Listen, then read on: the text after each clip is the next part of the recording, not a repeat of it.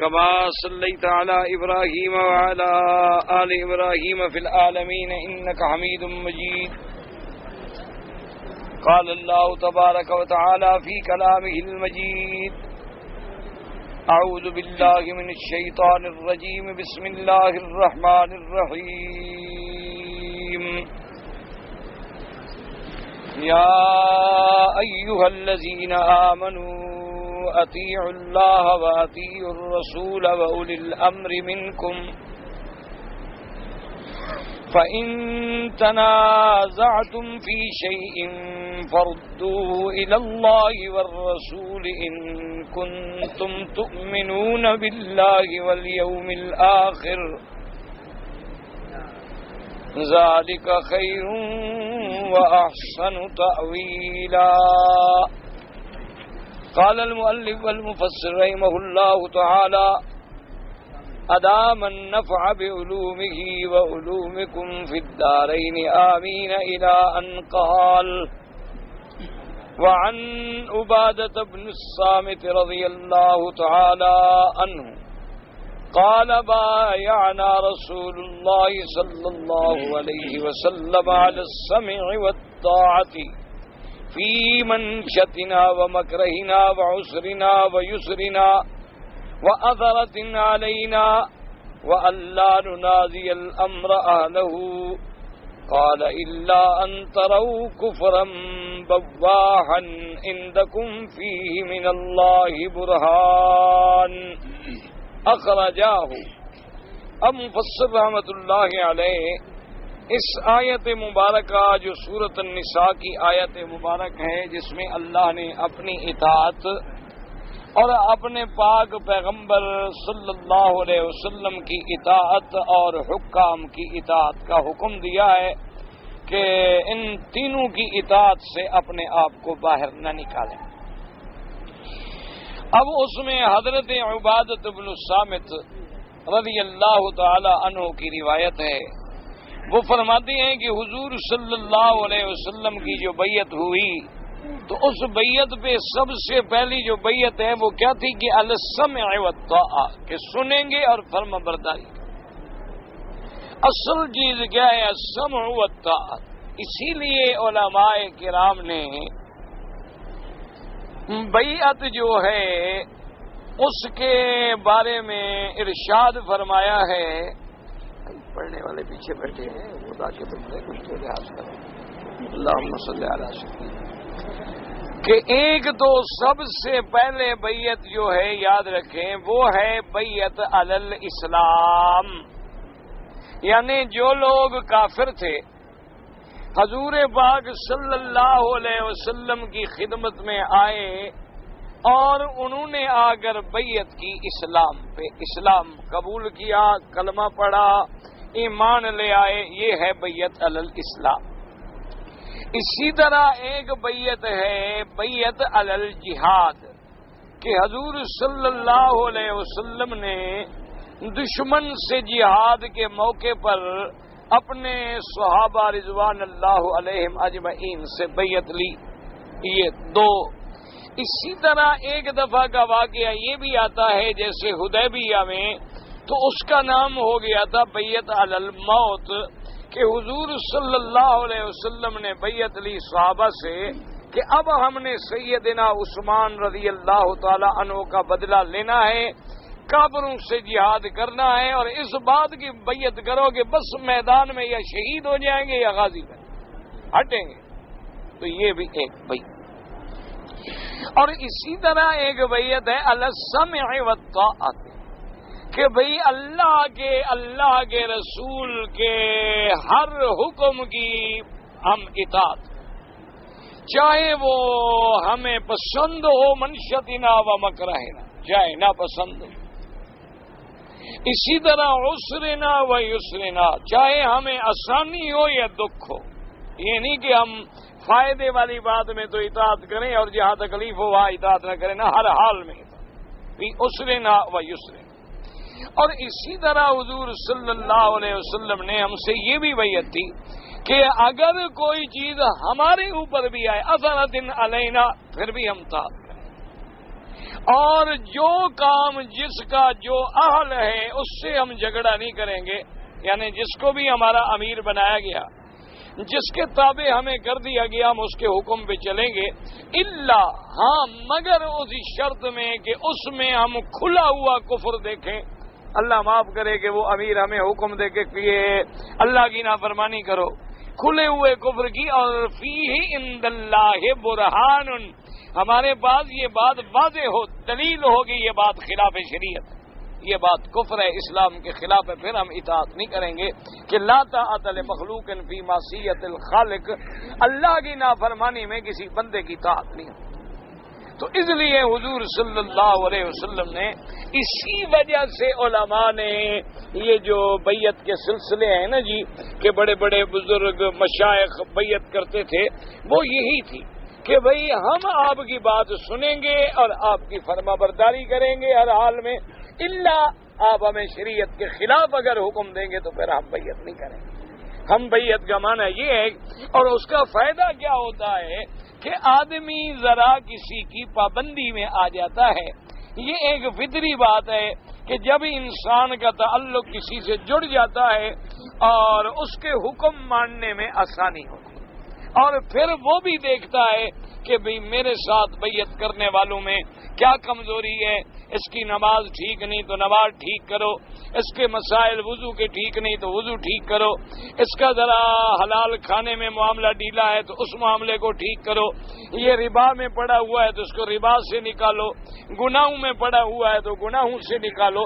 ان کا کام یہ تھا کہ بیعت کرنے کے بعد وہ روحانی تربیت کرتے تھے اپنے ان لوگوں کی، تاکہ تزکیہ ہو جائے، تربیت ہو جائے، اور اللہ کے احکام جو ہیں وہ دل و دماغ میں اتر جائیں اور ان پہ چلنا جو ہے وہ آسان ہو جائے۔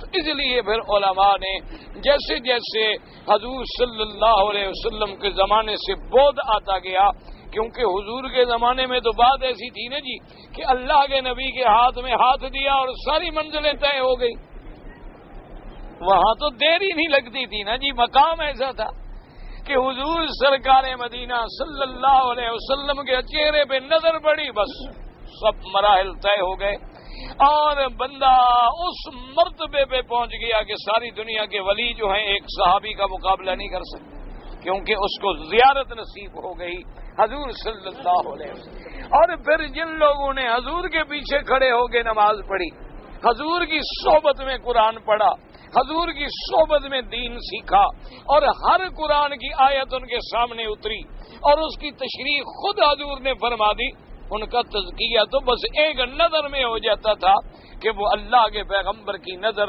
اللہ کے پیغمبر کی صحبت کے اثرات مبارکہ، جیسے کہ ایک صحابی رضی اللہ تعالی عنہ بڑے گھبرائے اور اپنے آپ سے کہہ رہے ہیں کہ نافق حنظلہ، نافق حنظلہ، بھئی میں تو نعوذ باللہ میں تو منافق بن گیا۔ حضرت سیدنا صدیق گزرے تو دیکھا کہ رو رہے، آپ نے فرمایا کیا بات ہے؟ اس نے کہا جی دیکھیں، منافق کا معنی یہ ہوتا ہے کہ ظاہر میں کچھ ہو اور باطن میں کچھ ہو، اس کو کہتے ہیں منافق۔ تو ہم جب حضور کی مجلس میں بیٹھے ہوتے ہیں تو ہمارا کوئی اور مقام ہوتا ہے، اور جب ہم حضور سے اٹھ کے آ جاتے ہیں اپنے گھر میں، بچوں میں، کاروبار میں، تو پھر اور کیفیت ہوتی ہے۔ تو یہ تو پھر نفاق ہو گیا، ہماری حالت تو بدل گئی۔ حضرت ابو بکر نے فرمایا اللہ کے بندے تم نے کیسی بات کر دی ہے، اس طرح تو پھر ہم سب پہ ہوتا ہے۔ چلو حضور پاک سے پوچھتے ہیں۔ حضور صلی اللہ علیہ وسلم کی خدمت میں حاضر ہو گئے کہ یا رسول اللہ صلی اللہ علیہ وسلم، جب آپ کی مجلس میں ہم بیٹھے ہوتے ہیں تو ہماری کیفیت ہی کچھ اور ہوتی، اور جب آپ سے ہم دور ہو جاتے ہیں تو پھر کیفیتیں ہماری اور ہوتی ہیں کہ بیوی، بچے، کام، دکان، کاروبار، الجھنا، مشغول ہونا، پھر وہ بات نہیں ہوتی۔ تو یہ کہیں نفاق کی کیفیت تو نہیں؟ حضور نے فرمایا اللہ کے بندو عقل کرو، یہ کیا بات ہے؟ جو حالت تمہاری میری صحبت میں ہے، اگر ہر وقت وہی حالت رہے تو پھر تو اللہ کے فرشتے اتر کے تمہارے پاؤں کے نیچے اپنے پر بچھا دیں۔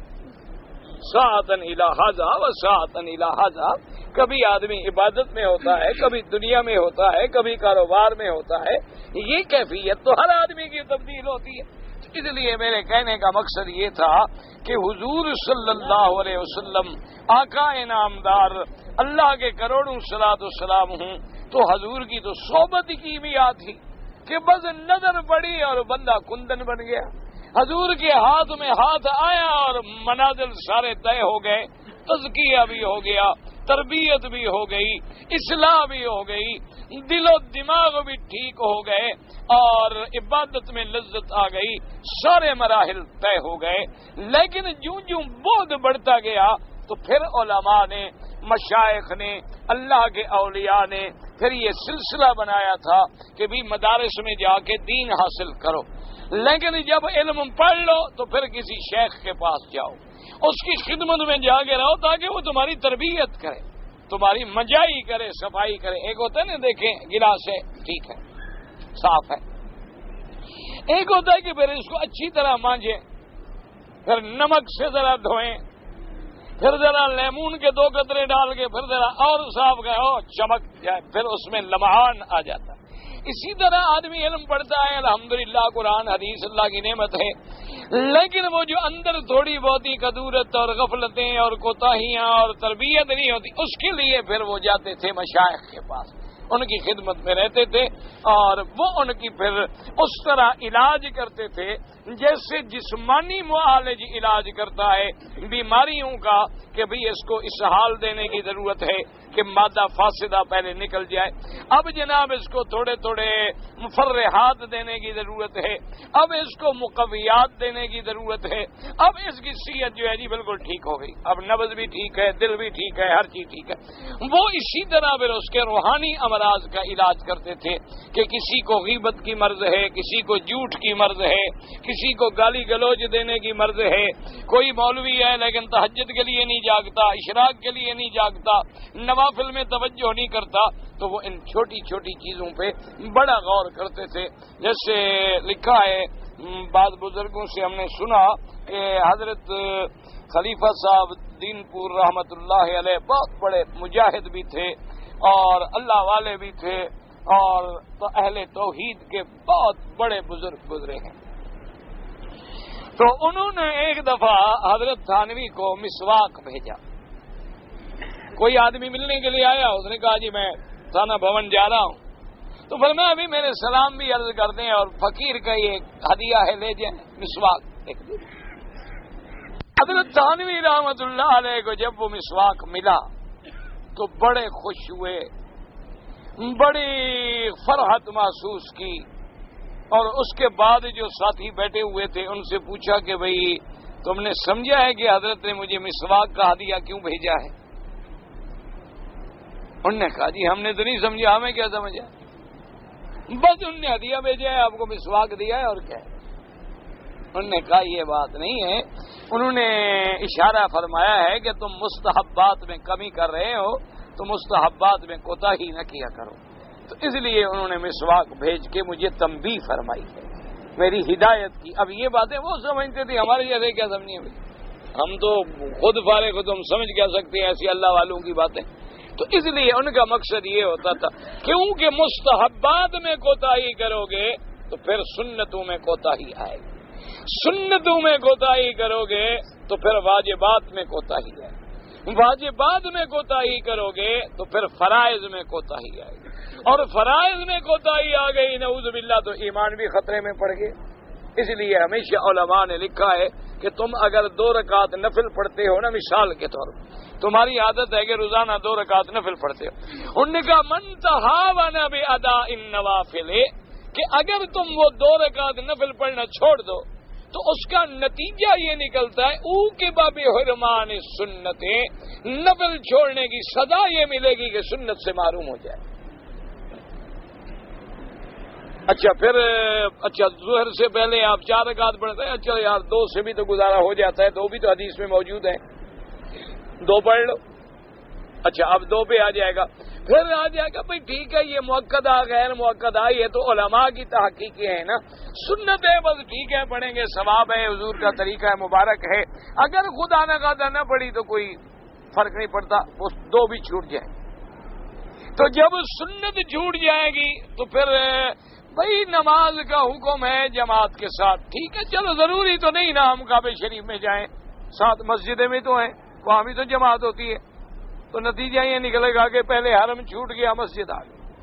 اب کچھ دنوں کے بعد جناب پھر یہ غور کریں گے بھی مسجد میں بھی وقت لگ جائے، یار 3-4 آدمی کھڑے ہو جاؤ نا، جماعت کر لیتے، اللہ، وہی دکان کے باہر کپڑا بچھا، اللہ اکبر، 3 آدمی پیچھے کھڑے ہو گئے، اب وہ جماعت دکان پہ آ گئی، اس کے بعد وہ جماعت بھی گئی، پھر اکیلا آ گیا، اکیلے کے بعد نماز ہی ختم۔ یہ قاعدہ ہے ہمیشہ، اس لیے ہمیشہ یاد رکھو کہ نفلی عبادت چاہے تھوڑی کرو لیکن ہمیشہ کرو، اس میں کوتاہی نہ کرو۔ اگر تہجد میں تم 8 رکعتیں نہیں پڑھ سکتے، 2 پڑھو لیکن چھوڑو نہیں۔ مغرب کے بعد تم 2 رکعت نفل پڑھتے ہو، کبھی نہ چھوڑو۔ عشاء کے بعد تم 2 رکعت نفل پڑھتے ہو، 4 نہ پڑھو، 10 نہ پڑھو، لیکن ان کو نہ چھوڑو۔ ان کے چھوڑنے کا نتیجہ یہ نکلے گا کہ پھر سنت جائے گی، سنت کو چھوڑنے کا نتیجہ یہ نکلے گا کہ پھر فرائض جائے گا، فرائض کو چھوڑنے کا نتیجہ یہ نکلے گا پھر ایمان ہی جائے گا۔ السلام علیکم، فارغ ہو کے آدمی بیٹھ جائے گا۔ لیکن اپنے مرشد کی، شیخ کی، یا اولی الامر، علماء، فقہاء، حکام، امیر، حاکم، بادشاہ، ان کی اطاعت جو کریں گے وہ تابع ہوگی اللہ اور اللہ کے رسول کی اطاعت۔ اگر وہ ہمیں حکم دیں اللہ کے نبی کے خلاف حکم، نعوذ باللہ، تو وہ نہیں مانے۔ اس لیے اگر اسی بات پہ اللہ ہمیں عمل کی توفیق دے دینا تو سارے جھگڑے ہی ختم ہو گئے۔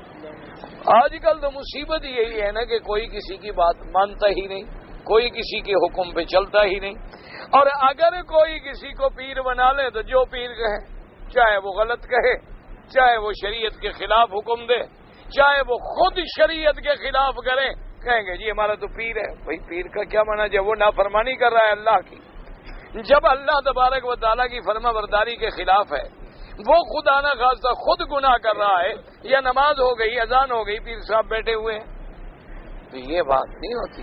اللہ تبارک و تعالیٰ آپ کو، مجھے، سب کو سمجھ عطا فرمائے۔ حضرت رشید احمد گنگوہی رحمت اللہ علیہ بہت بڑے علماء میں گزرے ہیں، یعنی جو اپنے وقت میں، اپنے عصر میں ان جیسا آدمی بڑی مشکل سے ڈھونڈے سے نظر آتا ہے۔ حضرت حاجی صاحب سے ان کی بیعت تھی، لیکن کوئی مسئلہ آ جاتا وہ فرماتے نہیں، مسئلہ وہ ہوگا جو اللہ کے قرآن میں ہے، حدیث محمد مصطفیٰ صلی اللہ علیہ وسلم۔ ہم نے حاجی صاحب سے تعلق رکھا ہے کہ ہماری تربیت کریں، ہماری اصلاح کریں، لیکن یہ تو نہیں مسئلے میں تو ہم مولوی ہیں، ہم تو قرآن و سنت دیکھیں، ہماری ذمہ داری ہے کہ ہم قرآن و سنت پہ چلیں۔ اس لیے یاد رکھیں کہ یہ جو آج کل جھگڑے ہیں نا جی بیعت کریں نہ کریں، کوئی مسئلہ نہیں بیعت کرنا۔ سب سے پہلی بات تو یہ دیکھو کہ جس کی بیعت کر رہے ہو کیا وہ خود وہ شخص جو ہے صراط مستقیم پہ ہے اور وہ متبع سنت محمد مصطفیٰ صلی اللہ علیہ وسلم ہے کہ نہیں۔ اسی طرح علماء نے لکھا ہے کہ اللہ کے ولی میں اور دجال میں کیا فرق ہے، ورنہ دجال بھی تو زمین کو کہے گا خزانے نکالو، زمین خزانے باہر نکال دے، زمین سے کہ دریاؤں سے کہے گا چلو، دریا چل پڑیں گے، کہے گا رک جاؤ، دریا رک جائیں گے۔ تو انہوں نے کہا کہ یاد رکھو اگر کوئی آدمی آگ پہ چل پڑے، دریاؤں کے اوپر پاؤں سے چلا جائے، فضاؤں میں اڑ کے تمہیں دکھا لے، لیکن اس کا عمل اگر حضور کی سنت کے خلاف ہے، اگر میرے مدنی پاک کے عمل کے خلاف ہے، وہ دجال ہو سکتا ہے، وہ شیطان ہو سکتا ہے، وہ ولی نہیں ہو سکتا۔ ولی کی نشانی کیا ہے کہ وہ غلام ہوگا محمد الرسول صلی اللہ علیہ وسلم، کہ اس کے ہر عمل میں، اس کی ہر بات میں تصویر جھلکے گی سنت رسول اللہ صلی اللہ علیہ وسلم۔ سمجھ لو کہ وہ اللہ کا ولی۔ پھر اس کی صحبت میں رہو، اس سے تعلق رکھو، اس سے محبت رکھو، ان کا ادب کرو، ان سے کچھ حاصل کرو۔ نشانی کیا ہے؟ نشانی ایک ہے کہ اس کے ہر عمل کو ذرا پرکھو۔ جیسے وہ ایک واقعہ ہے نا کہ ایک آدمی آیا کسی پیر کے پاس، وہ آگے رہا 2 دن 3 دن، اس کے بعد نے کہا اچھا حضرت کی اجازت ہے، السلام علیکم میں جا رہا ہوں۔ انہوں نے کہا بھی کیوں آئے، کیوں جا رہے ہیں؟ انہوں نے کہا جی آپ کا بڑا چرچا سنا تھا کہ بڑا پیر ہے بڑا پیر ہے، میں آیا تھا بیعت کر. تو انہوں نے کہا پھر انہوں نے کہا جی اب ارادہ بدل لیا، میں نہیں بیعت کرتا. انہوں نے کہا کیا وجہ ہے؟ انہوں نے کہا آج عصر کی نماز میں آپ جب مسجد میں آ رہے تھے آپ نے بایاں پاؤں پہلے رکھا مسجد میں اور دایاں پاؤں بعد میں رکھا، تو میں اسی وقت سمجھ گیا کہ جس کو یار کے گھر جانے کا راستہ نہیں آتا ہمیں کہاں لے جائے گا. جو خود سنت کا مخالف ہے، جس کو مسجد میں داخل ہونے کا طریقہ نہیں آتا، تو ہمیں کہاں جنت میں پہنچائے گا. اس لیے انہوں نے کہا حضرت السلام علیکم میں نہیں بیعت. تو اصل بات یاد رکھو، ہمارے لوگ ہیں نا تھوڑے موڑے شعبے دیکھتے ہیں نا، بس او جی بڑا پیر ہے جناب، میں گیا تو فوراً حضرت نے بتا دیا کہ بچہ مانگنے آئے ہو. حضرت بڑے پیر ہیں جی، ان کو جی دلوں کا پتہ لگ جائے، یہ کوئی مسئلہ شتلا نہیں، یہ کوئی بڑی بات نہیں، یہ کوئی پیری شیری کی علامت نہیں. یاد رکھو مرغ جو اذان دیتا ہے پھر اس کو کشف ہوتی ہے، ٹھیک وقت پہ اذان دیتا ہے. وہ کون سے مرشد کا مرید ہے جی؟ اچھا بعض مچھلیاں ایسی ہیں، اگلے دن میں پڑھا تھا کہ ان کی اللہ رحمت کرے ہزاروں نہیں لاکھوں میں اولاد ہوتی ہے. وہ کس پیر سے تویز لے آئی ہیں؟ یاد رکھو مرشد کا معنی کیا ہے؟ راستہ دکھلانے والا. تو راستہ کون دکھلائے گا؟ جس کو آتا بھی ہو راستہ. اگر اس کو مکے مدینے کا راستہ نہیں آتا تو ہمیں کہاں لے جائے گا؟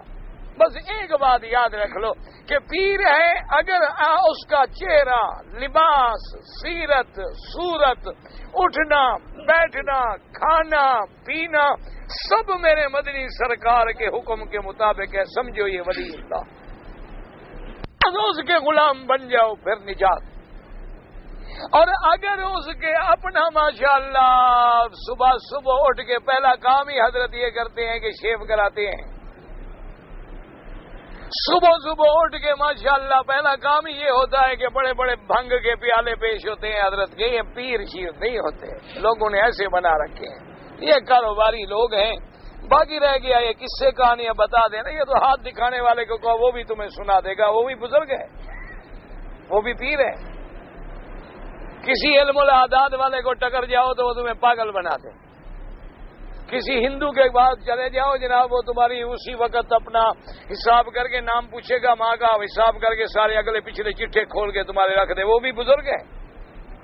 یہ تو دنیا میں چکر ہیں، تجربے ہیں. اچھا علم القیافہ ہے. علم القیافہ یہ ہوتا ہے کہ آدمی کا چہرہ دیکھ کر کہ اس کا چہرہ چوکور ہے، گول ہے، لمبا ہے، کتابی ہے، مثلث ہے، پیشانی چوڑی ہے، تنگ ہے، ناک باریک ہے، موٹی ہے، اونچی ہے، اس کی سب عادات ہوتی ہیں. تجربہ ہو جاتا ہے، دیکھا اندازہ لگا لیا کہ کیسا آدمی ہے. یہ کون سی بزرگی ہے، پیری ہے؟ یہ کوئی پیری شیری نہیں ہوتی، یہ تجربے ہوتے ہیں، کاروبار ہوتے ہیں. بس ایک بات رکھو، پیر کو ہم نے کیسے دیکھنا ہے؟ سنت رسول اللہ. وہ مدنی کا غلام ہے تو ہم اس کے غلام. بس کی محمد سے وفات نے تو ہم تیرے. اگر وہ خود مدنی سرکار کا باغی ہے تو ہمارا وہ نہ مرشد ہے، نہ پیر ہے، نہ کچھ ہے. وہ سمجھ لو لٹیرا ہے، دجال ہے، ڈاکو ہے، دھوکہ دینے والا ہے. اس کا کوئی یہ نہ سوچا کرو جی کلندر ہے، مجذوب ہے. کیا مانا اس کا؟ شریعت کے خلاف ہو جائے. 1,24,000 صحابہ میں سے تمہارے عقل کے مطابق کون مجذوب تھا؟ ایک تو ڈھونڈ کے دکھاؤ نا. یہ تو بس رواج بن گیا ہے. گلے میں جناب کوئی لوہا ڈال لیتے ہیں، کوئی منکے ڈال لیتے ہیں، کوئی بڑے بڑے لوہے کے آسے لے لیں گے، کوئی کپڑے اتار دیتے ہیں تو کہتے ہیں تو پہنچا ہوا. پتہ نہیں کہاں پہنچا ہوا. انا للہ و انا الیہ راجعون. بس دعا کرو اللہ انہیں بھی ہدایت دے، اللہ ہمیں بھی ہدایت.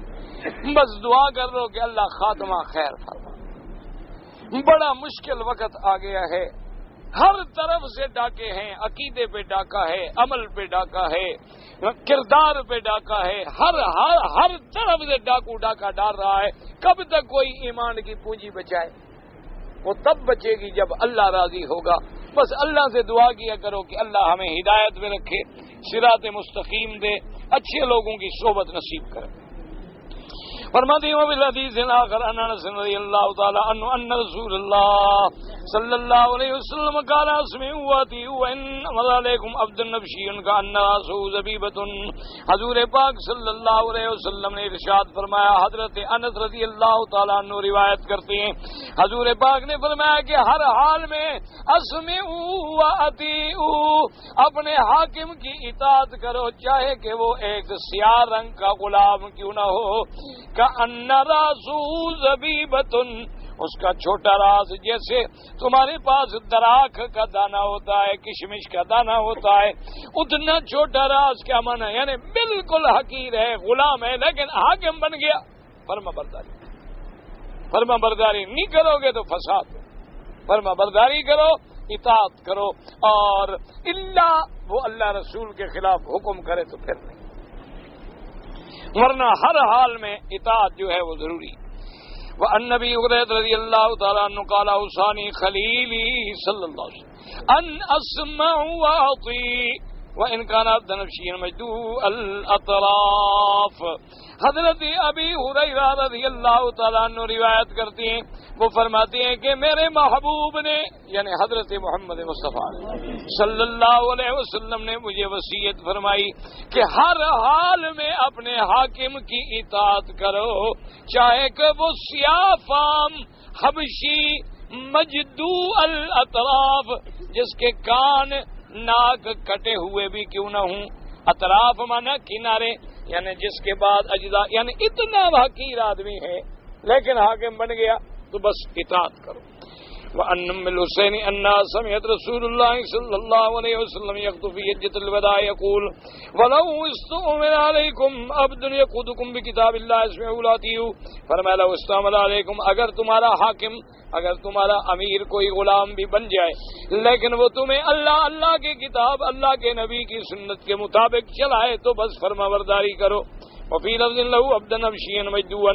وقال ابن جرير حدثني علي بن مسلم الطوسي قال حدثنا ابن ابي فديك قال حدثني عبد الله بن محمد بن عروة عن هشام بن عروة عن ابي صالح السمان عن ابي هريرة رضي الله تعالى عنه ان النبي صلى الله عليه وسلم قال سيليكم ولاة بعدي فَيَلِيكُمُ الْبَرَّ بِبِرِّهِ وَالْفَاجِرَ بِفُجُورِهِ فَأَسْمِعُوا لَهُمْ وَأَطِيعُوا فِي كُلِّ مَا وَافَقَ الْحَقَّ وَصَلُّوا وَرَاءَهُمْ فَإِنْ أَحْسَنُوا فَلَكُمْ وَلَهُمْ إِنْ أَسَاءُوا فَلَكُمْ وَعَلَيْهِمْ۔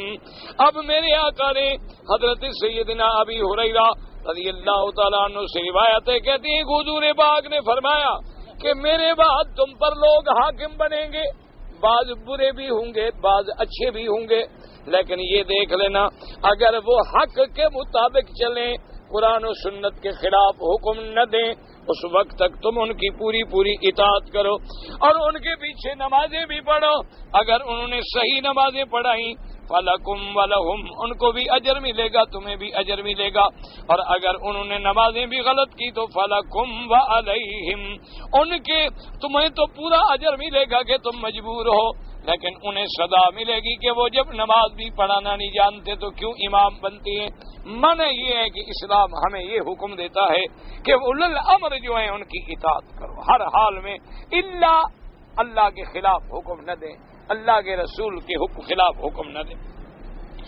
وعن نبی ہریرہ رضی اللہ تعالی عنہ ان رسول اللہ صلی اللہ علیہ وسلم قال كانت بنو اسرائیل تسوسهم الانبیاء علیہم الصلاۃ والتسلیم كلما هلك نبی علیہ السلام خلفه نبی وانه لا نبی بعدی وسيكون خلفاء فيكثرون قالوا يا رسول الله ثم ما تأمرنا قال اوفوا ببيعة الاول فالاول واعطوهم حقهم وان الله سائلهم ما استرعاهم اخرجاه۔ حضرت ابی ہریرہ رضی اللہ تعالیٰ عنہ سے روایت ہے، حضور پاک نے فرمایا صلی اللہ علیہ وسلم نے کہ بنو اسرائیل کے زمانے میں ان کی قیادت کے لیے اللہ نے نبی بھیجے، ایک نبی چلا جاتا تو دوسرا نبی آ جاتا، دوسرا جاتا تو تیسرا پیغمبر آ جاتا، لیکن اللہ نے مجھے خاتم الانبیاء والمرسلین، اللہ نے مجھ پہ نبوت ختم کر دی، لا نبی بعدی، اب میرے بعد کوئی نبی نہیں آئے گا، لیکن قیامت تک امت مسلمہ کو کون چلائیں گے؟ خلفاء، جو میرے بعد خلیفے بنیں گے، اور پھر وہ بہت بنیں گے، یعنی بنتے جائیں گے بنتے جائیں گے بنتے جائیں گے قیامت تک۔ تو صحابہ نے پوچھا کہ یا رسول اللہ ہم کیا کریں؟ حضور نے فرمایا فوراً اپنی بیعت کے مطابق وفا کرو، جو تمہارا خلیفہ بنے، جو تمہارا بادشاہ بنے، جو تمہارا امیر بنے اس کی اطاعت کرو اور ان کی فرما برداری کرو، ان کی حق اطاعت ادا کرو۔ فَإِنَّ اللَّهَ سَائِلُهُمْ عَمَّا اسْتَرْعَاهُمْ، اب اگر انہوں نے کوئی زیادتی کی تو پھر اللہ ان کو پکڑیں گے کہ اللہ تبارک و تعالیٰ نے جو چیزیں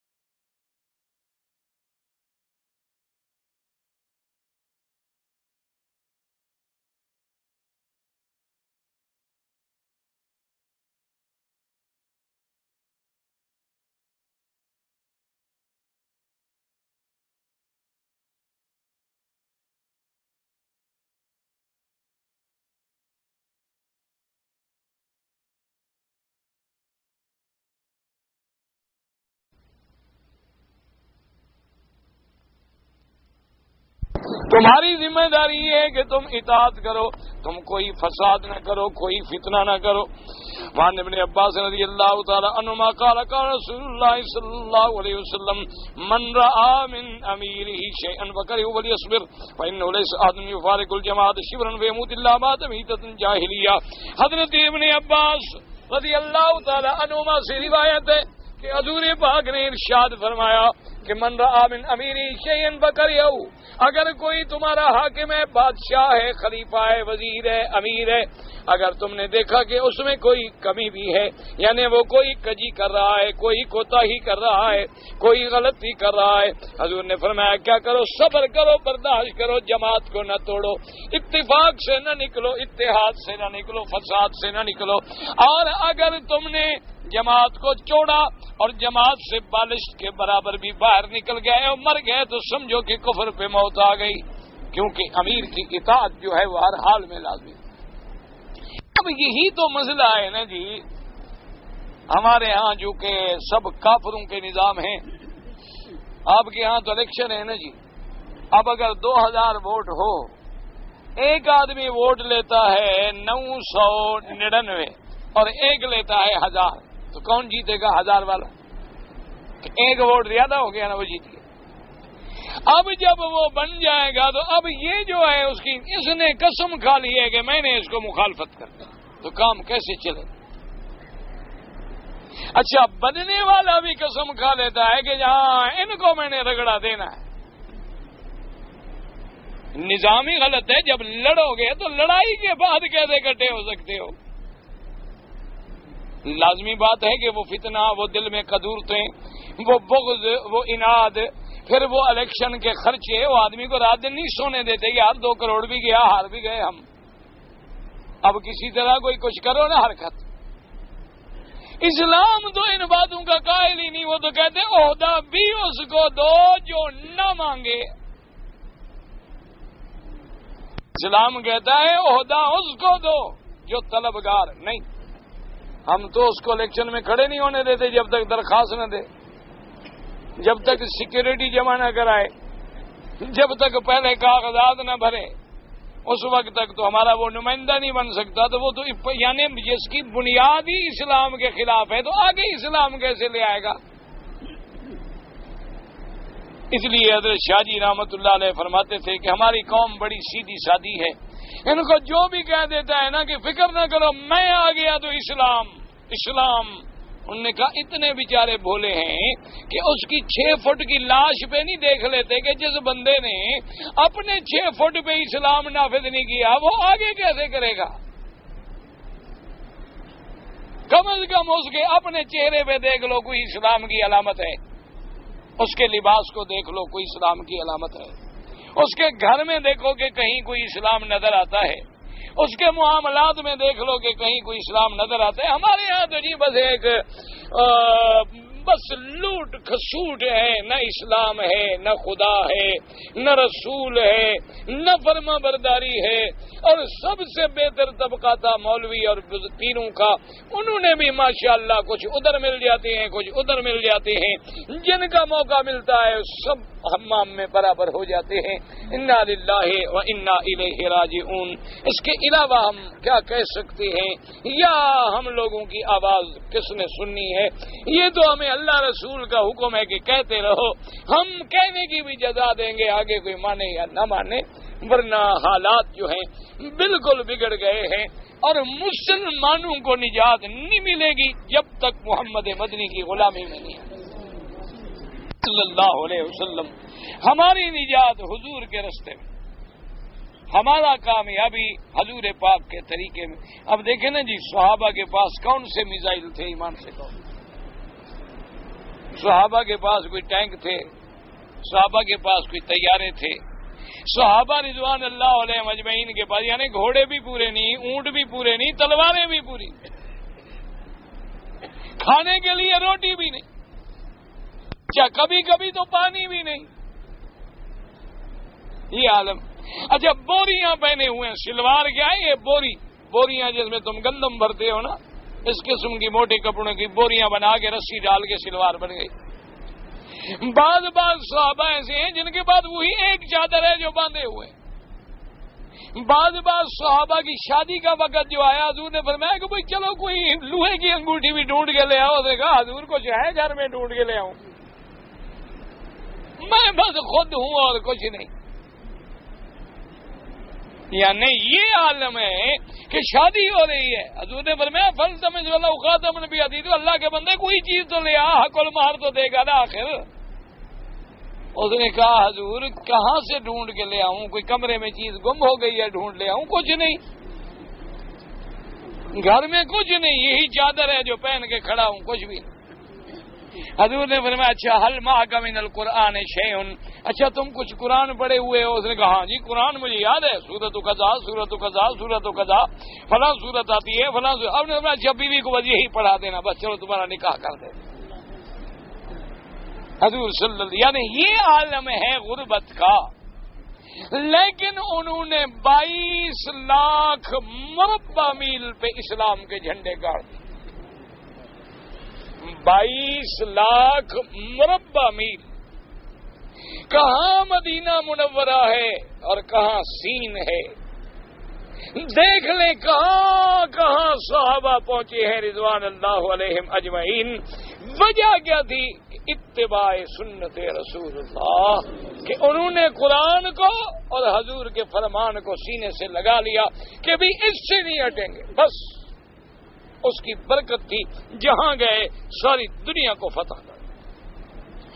جنگلوں میں گئے، لوگوں نے ڈرایا کہ جنگل میں شیر ہیں، بگیاڑ ہیں، آدمیوں کو زندہ نگل لیتے ہیں. انہوں نے کہا کوئی بات نہیں. صحابی کھڑے ہو گئے.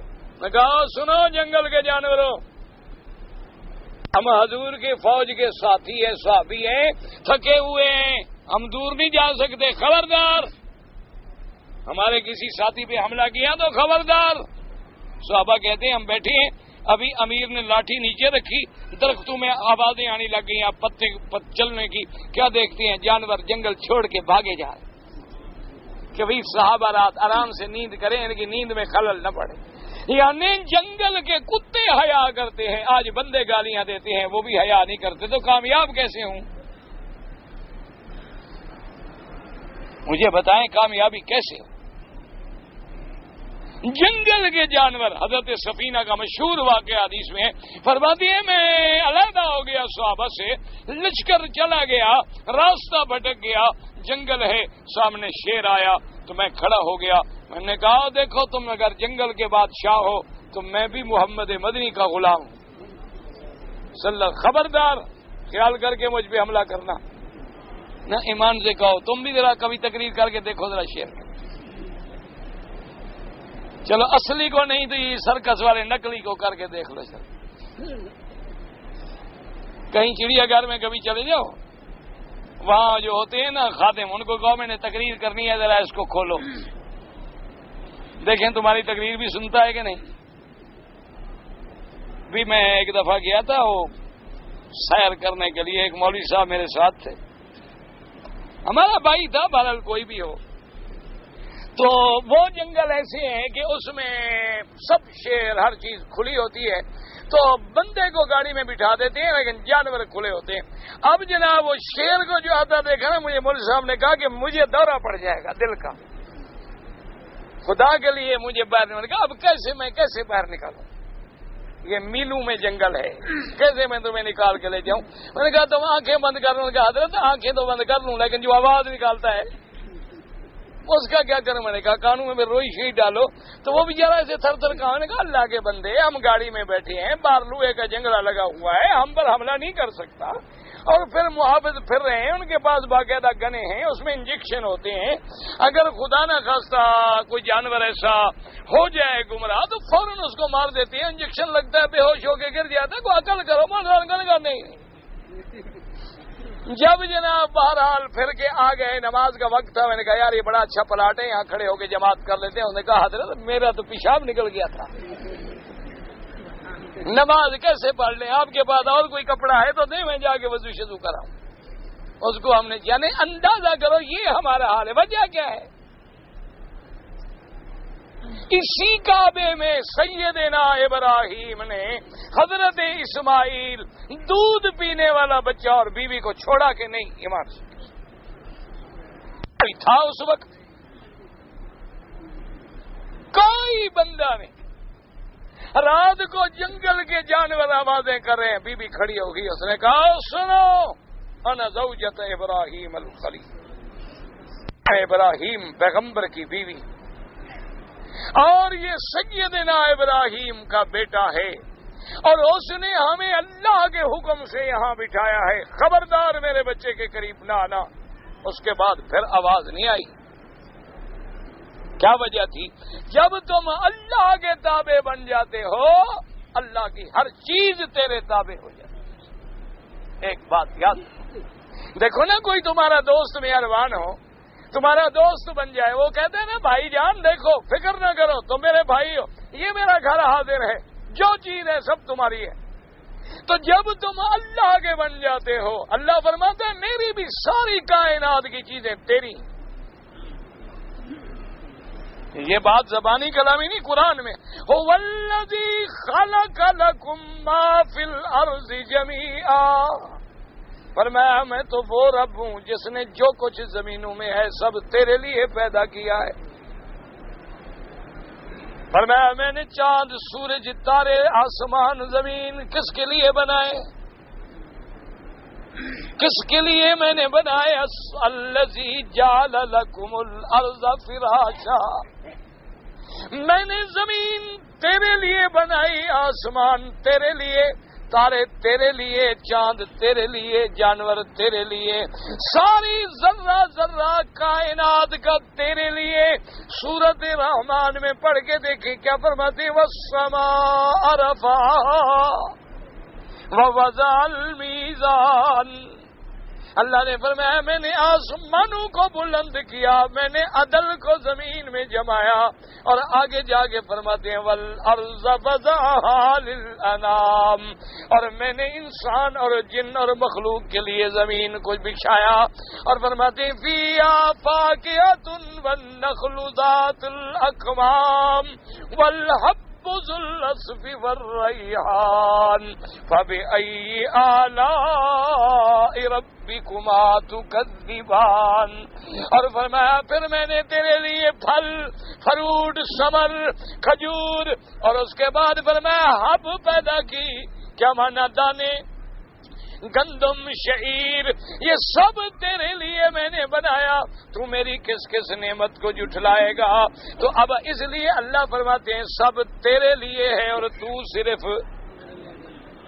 میرے لیے ہے۔ وما خلقت الجن والانس الا لیعبدون، یہ سارا ذرہ ذرہ تیرے لیے اور تو میرے لیے۔ اور جب اللہ کا بندہ بن جائے، صحیح حدیث ہے میرے مدنی محمد مصطفیٰ کی، حضور نے فرمایا جب بندہ اللہ کا محبوب ہو جاتا ہے، اللہ لوگوں کے دل میں اس کی محبت ڈال دیتے ہیں، اور اللہ دریاؤں کی مچھلیوں کو حکم دیتے ہیں کہ یہ بندہ میرا محبوب ہے، اس کے لیے دعائیں کرو۔ پھر زمینوں کو حکم دیتی ہیں اگلو خزانے، آسمانوں کو حکم دیتی ہیں برساؤ بارشیں رحمت کی، اور پھر آدمی مٹی کو ہاتھ لگائے تو سونا بن جاتی ہے، اور جب تو خدا کا باغی ہو جاتا ہے تو ہر چیز نافرمان۔ اس لیے ایک بہت بڑے اللہ کے ولی گزرے ہیں، اللہ ان کی قبر پہ رحمت فرمائے، وہ فرماتے ہیں کہ جب اپنے گھر میں جاتے اور کبھی بیوی اونچی زبان میں بات کر لیتی یا کوئی ایسا لہجہ اختیار کرتی کہ جس میں ذرا نافرمانی کا پہلو ہو، وہ فرماتے ہیں میں فوراً توبہ کر کے 2 رکعت نماز پڑھتا کہ معلوم ہوتا ہے آج مجھ سے ضرور گناہ ہو گیا ہے کہ بیوی نافرمان ہو گئی ہے۔ کیوں؟ میں نے آج کوئی اللہ کی نافرمانی کی ہے، ورنہ میری بیوی اور نافرمان، میرے بچے اور نافرمان، میری بیٹی اور نافرمان، میری اولاد اور نافرمان، وجہ کہ معلوم ہوتا ہے آج مجھ سے کوئی اللہ کی نافرمانی ہو۔ اور جب تک ہم اللہ کے فرما بردار سب ہمارے تابع، دیکھ لیں کہ جب تک سیدنا عمر بیٹھے ہیں دریاؤں کو خط لکھتی ہیں کہ من امیر المومنین عمر ابن الخطاب، کہ دریا خبردار، چلنا ہے چلو، نہیں چلنا ہے دفع ہو جاؤ، تمہارے بغیر ہم زندہ نہیں رہ سکتے کہ ہم بدعتیں کریں اور تیرے نظریں چڑھائیں اور تیری منتیں مانیں اور نوجوان لڑکیاں تجھ میں دفن کریں۔ ان تجری باذن اللہ، چلنا ہے تو اللہ کے حکم سے چلو۔ اور اپنے گورنر کو لکھتے ہیں یہ خط لے جاؤ اور دریا کے درمیان میں جا کے رکھ دو۔ اچھا گورنر بھی نہیں کہتا کہ حضرت کوئی پانی پڑا ہوا ہے، دریا کی ریت پڑی ہوئی ہے کہ خط پڑھے گی حضرت عمر کا؟ گورنر کو بھی یقین ہے کہ لکھنے والا امیر المومنین عمر ہے، جس کے لکھنے کے اور بولنے پہ خدا نے قرآن اتارے ہیں، اس کی بات غلط نہیں ہو سکتی۔ صحابہ کو لے کے چلے گئے، دریا میں جا کے خط رکھ دیا کہ بھئی ہم نے امانت پہنچا دی۔ صحابہ کہتے ہیں ابھی ہم نکلے بھی نہیں تھے کہ دریا جوش میں آ گیا، اور اس دن کے بعد پھر نہیں رکا۔ سیدنا عمر کا خط ہے، حضرت ایک ایک صحابی، حضرت علی بن الحضرمی بیٹھی ہیں، ساتھی آ گئے، حضور پانی نہیں، لشکر بھی پیاسا ہے، فرمایا کوئی بات نہیں، 2 رکعت نماز پڑھی، لا الہ الا اللہ العلیم الحلیم، لا الہ الا اللہ الحلیم الکریم، لا الہ الا اللہ سبحان رب السماوات السبع رب العرش العظیم۔ اللہ میاں بارش بھیج، کہتے ہاتھ نیچے نہیں آئے بارش شروع۔ آج آخر کیا وجہ ہے؟ فصل پکتا ہے تو طوفان آ جاتے ہیں، جب بارشوں کی ضرورت ہوتی ہے تو بادل کا ٹکڑا نظر نہیں آتا، جب بارشوں کی ضرورت نہیں ہوتی تو بارشیں برس پڑتی ہیں، کبھی زلزلے آ جاتے ہیں اور فصلیں برباد ہو جاتی ہیں۔ پکا ہوا رزق مسلمان کے منہ میں آنے کو تیار کھڑا ہوتا ہے کہ اللہ چھین لیتا ہے۔ اللہ ہمیں بار بار کوڑے برسا رہا ہے کہ بندے بن جاؤ، انسان بن جاؤ، توبہ کرو، اللہ کے راستے پہ گر جاؤ، اللہ کی طرف رجوع کرو، اللہ راضی ہوگا تو تیرے سارے مسئلے حل ہو جائیں۔ لیکن ہم کہتے ہیں کہ نہیں جی کھاد ڈالیں گے تو فصل ہوگا۔ وہ جس کی زمین ہے پہلے مالک کو تو راضی کرو، کھاد تو بعد میں ڈالنا۔ جب مالک ہی راضی نہیں ہوگا تو تمہاری کھاد کیا کرے گی؟ اور زمینوں کو برباد کر دے گی۔ ہم کہتے ہیں جی اس دفعہ فصل اس لیے نہیں ہوا کہ ذرا منصوبہ بندی ہماری ٹھیک نہیں تھی، ہم نے کاشت وقت میں نہیں کی، ٹھیک ٹائم پہ کاشت کریں گے۔ اور اب تو ہم جناب ایسے بیج لے آئے ہیں کہ 50 من جھاڑ پیدا ہوگی، این کپاس تیار کھڑی ہوتی، آتا ہے دریا لے کے چل۔ یہ وجہ کیا ہے؟ یاد رکھو یہ اللہ کی نافرمانی ہے، اور مسلمان اس وقت تک کبھی کامیاب نہیں ہو سکتا جب تک اللہ کا فرما بردار نہ۔ اور ہم کہتے ہیں کہ سب کو جی ڈنڈے سے ہو، ہر گھر والا خود ٹھیک ہو جائے، اسلام تو آ گیا، اسلام نافذ تو تمہارے لیے اسلام کا حکم نہیں ہے۔ تم اپنے گھر کی اصلاح کرو، میں اپنے گھر کی اصلاح کروں، محلے کی اصلاح ہو جائے گی، پھر شہر کی ہو جائے گی، خود بخود اصلاح ہو جائے گی۔ ہم کہتے ہیں نہیں، ہمیں نماز پڑھانے کے لیے بھی کوئی ڈنڈے والا ہے، ہمیں جناب بھائی ہو جی سود سے کیسے بچیں جی؟ نہ کرو معاملہ بینک سے، کتنے دن چلیں گے بینک؟ نہ ایمان سے کہو تم ایک آدمی دکان کھول کے بیٹھ جائے اور محلے والے فیصلہ کر لیں کہ اس سے ہم نے سودا نہیں لینا، کتنے دن دکان چلے گی؟ ہر دن میں بند ہو جائے گی۔ میں اپنے علاقے میں تھا ایک دفعہ، وہاں وہ بہت ہی تھی پہلے کوئی چلنے پھرنے والی فلمیں، ٹورنگ ٹاکیز اس کو کہتے تھے، وہ آواز شواز نہیں ہوتی تھی، ایسے فوٹو شوٹو دکھاتے تھے، چھوٹے تھے، پرانے دور کی بات ہے۔ لوگوں نے کہا کہ جی وہ آپ کے علاقے میں وہ فلم آ گئی، تو میں نے اپنے ڈی سی سے بات کی، میں نے کہا یہ اچھی بات نہیں ہے، ہمارے علاقے میں کبھی یہ فتنہ نہیں تھا، خدا کے لیے ہمارے علاقے کو بچاؤ، غریب لوگ ہیں بیچارے، جاہل لوگ ہیں، مصیبت میں پڑیں گے۔ انہوں نے کہا جی ہم کیا کریں، یہ تو قانون کی بات ہے، ان کے پاس لائسنس ہے، درخواست دی ہے، ہم نے اجازت دی ہے، اب کیا کریں، ہم مجبور ہیں۔ میں نے کہا ٹھیک ہے جناب، پھر ہم بھی بلوچ لوگ ہیں، مجبور ہیں۔ میں نے کہا جی کیا مطلب؟ میں نے کہا پھر شکایت نہ کرنا، ہمارے پاس بھی بلوچی قانون ہے۔ انہوں نے کہا جی وہ بلوچی قانون کیا ہوتا ہے؟ میں نے کہا ڈنڈا۔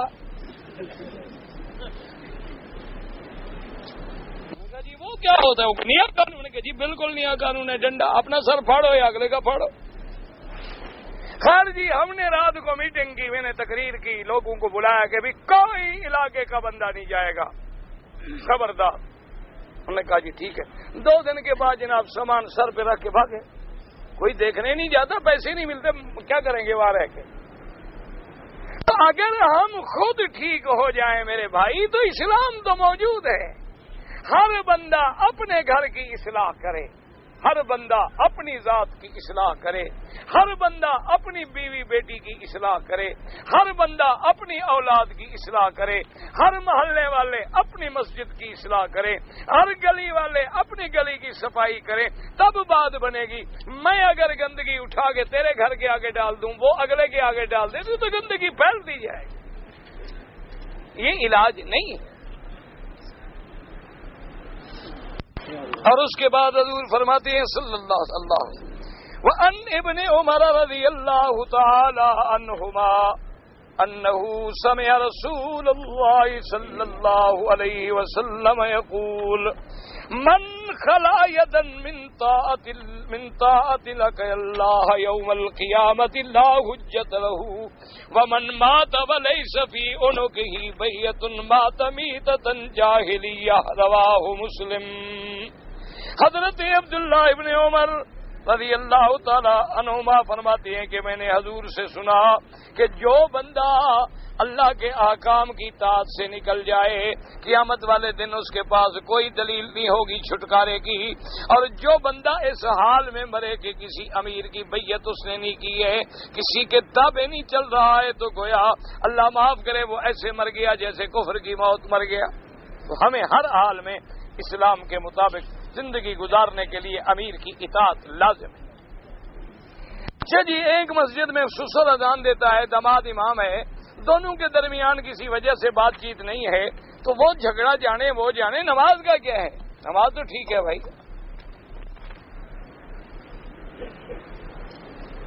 کہتے ہیں جی ایک آدمی ہے جس نے اپنی بیوی کو بنگلہ دیش میں چھوڑا ہے، 6 سال گزر گیا ہے، نہ بیوی کو طلاق دیتا ہے اور نہ اس کو اپنے ساتھ رکھتا ہے، تو عورت کیا کرے؟ یہ لوگ اللہ کے ہاں بڑے مجرم ہیں جو عورتوں کو معلقۃ بین السماء والارض، آسمان و زمین کے درمیان میں لٹکا دیتے ہیں، طلاق بھی نہیں دیتے کہ وہ بیچاری دوسری جگہ شادی کر لے، اور خود بھی آباد نہیں کرتے، قیامت میں پکڑے جائیں گے۔ اسلام اس عورت کو حق دیتا ہے کہ وہ قاضی عدالت کے پاس جا کے ان حالات کے تابع خلو مانگے، ان حالات کے تابع وہ قاضی فیصلہ کرے گا انشاءاللہ۔ اگر آپ کے ملک میں اسلام کا قانون نہ ہو تو وہاں 4-5 علماء کی ایک کمیٹی بنا لیں، ان کے سامنے درخواست رکھیں، وہ فیصلہ کریں۔ میں پاکستان سے عمرہ کرنے کے لیے آیا، لیکن احرام جو تھے وہ بیگ میں رہ گئے اور سامان جو تھا وہ ہوائی جہاز میں جمع ہو گیا۔ یعنی مقصد ہے کہ عمرہ اتنا غیر ضروری تھا کہ جو اصل چیز تھی وہ تم نے تو بیگ میں ڈال دی۔ بھائی جب تم عمرے پہ آ رہے تھے وہی 2 چادریں تو تھیں سنبھالنے والی، اور تمہارا کون سا کام تھا سنبھالنے والا؟ یہ کوئی بہانہ نہیں ہے۔ تم نے احرام ایئرپورٹ سے باندھنا تھا، سامان دینے سے پہلے باندھنا تھا۔ بہرحال عمرہ بھی تمہارا میقات کا نہ ہوا کہ عمرہ تم نے جدے سے کیا، میقات گزر گیا، اور دم بھی ایک بکری تمہیں یہاں حرم میں دینی ہوگی۔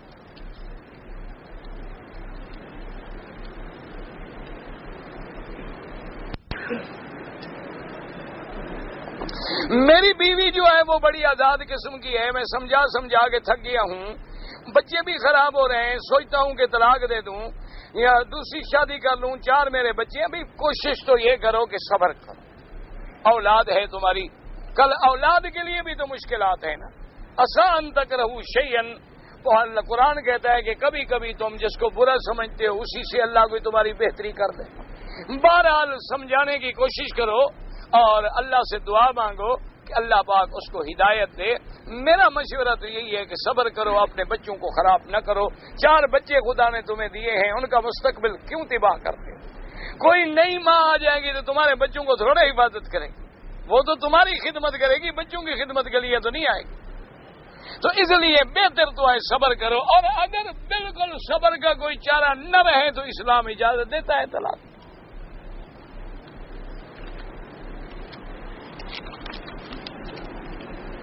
وَلَوْ أَنَّهُمْ إِذْ ظَلَمُوا أَنفُسَهُمْ، یہ آپ کی زندگی میں حکم تھا۔ لَا تَقْنَطُوا مِن رَحْمَتِ اللَّهِ، تو اللہ کی رحمت مراد ہے۔ حضور تقسیم کرنے والے، اپنی زندگی میں آپ نے علم تقسیم فرمایا، یعنی کہ بعد میں بھی۔